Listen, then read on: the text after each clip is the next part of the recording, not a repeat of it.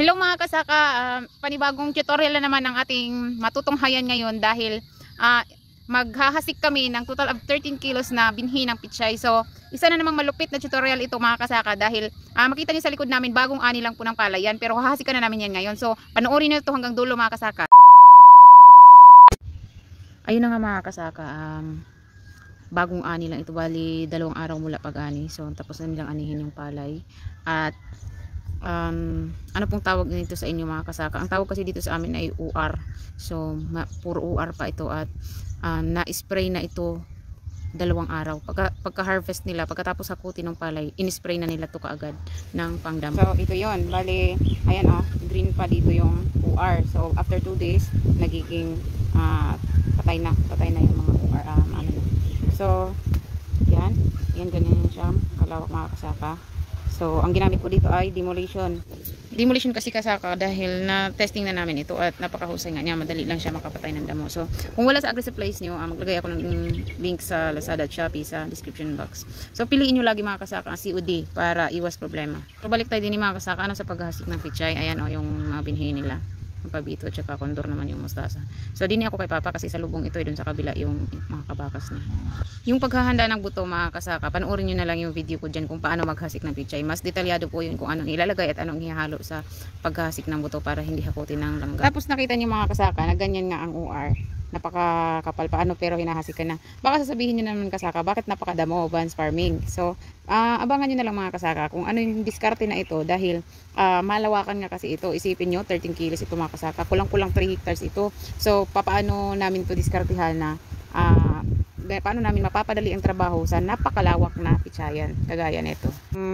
Ipakita ko lang mga kasaka kung gaano kalawak ito. Ayan yung abot lang ng camera ko, yung kaya lang, basta lahat ng yan na medyo nanilaw na ang UR mga kasaka. Ayan na yun hanggang dulo, basta yung abot ng camera mga kasaka kasi 3 hectares nga, kulang-kulang 3 hectares nga ito ayan hanggang doon sa kaduluhang iyon mga kasaka Tapos pagkatapos po nating maghasik mga kasaka, ito na po ang kasunod. Ayan, kailangan na natin i-mower yung UR. So bali kung nagsabog ka kahapon mga kasaka, ngayon ka mag-mower dahil huwag mong hintayin mga kasaka na mag-mower ka kapag sibol na yung pichay. So ang tawag dyan ay kilib dito sa amin.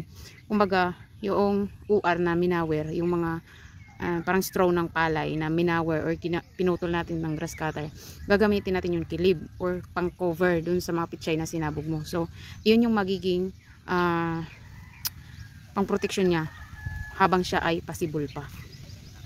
At nakabili na nga pala ng sariling grass cutter o mower si Master mga kasaka. Ayan, kasi diba tumama nga sila nung nakaraang pichay nila, diba? So nakabili na si Master ng sariling mower.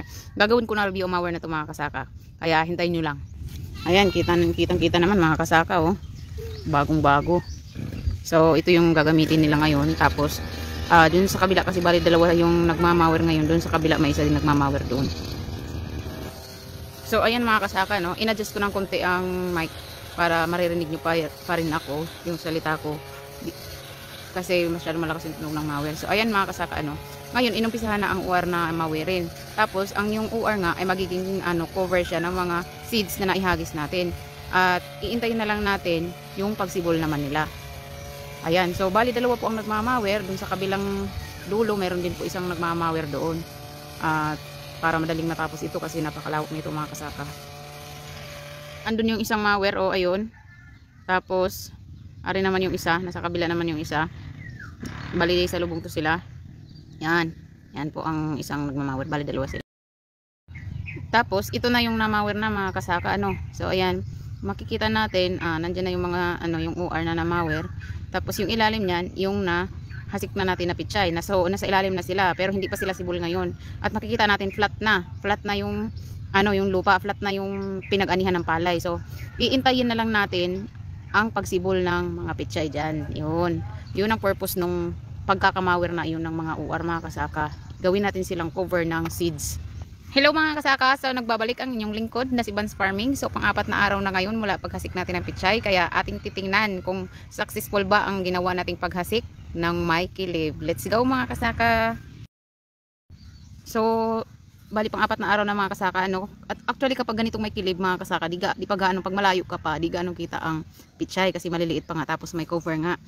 Pero ngayon ipopokus na lang natin dun sa ano, yung kung saan talaga may sibol para makita ninyo mga kasaka kung gaano ka effective at gaano kaganda yung mga sibol ng pichay ng ating hinasik na 4 days ago. Kasi malamang yung mga baguhan dito mga kasaka, malamang nabago sa kanila ang teknik na to at paraan na to. Kaya ayan makikita natin na ayan naman, di pa na yung mga pichay mga kasaka, di ba? Ayan tingnan mo, ang gaganda. At ang purpose nga niyan mga kasaka, dahil ito ay tubigan.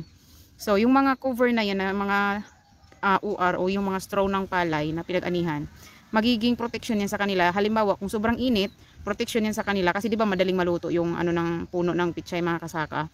So magiging protection yan sa kanila. Hindi ganoon ka init ang yung singaw ng tubig dahil nga may mga cover sila. Yan ang kagaganda ng mga ng sibol ng pichay Pero kapag sa malayo to mga kasaka, hindi ito ganong kita dahil pa lang bagong sibol pa lang tapos may mga may mga akala mo mga damo-damo. Ayan kung malayo ayan, hindi masyadong kita. So naging successful tayo mga kasaka. Siguro mga bukas or makalwa mag-spray na tayo ng silicone para dito. At panoorin niyo na lang mga kasaka yung video na ginawa ko diyan para masundan niyo yung guide kung paano mag-spray tsaka kung paano mag-abuno.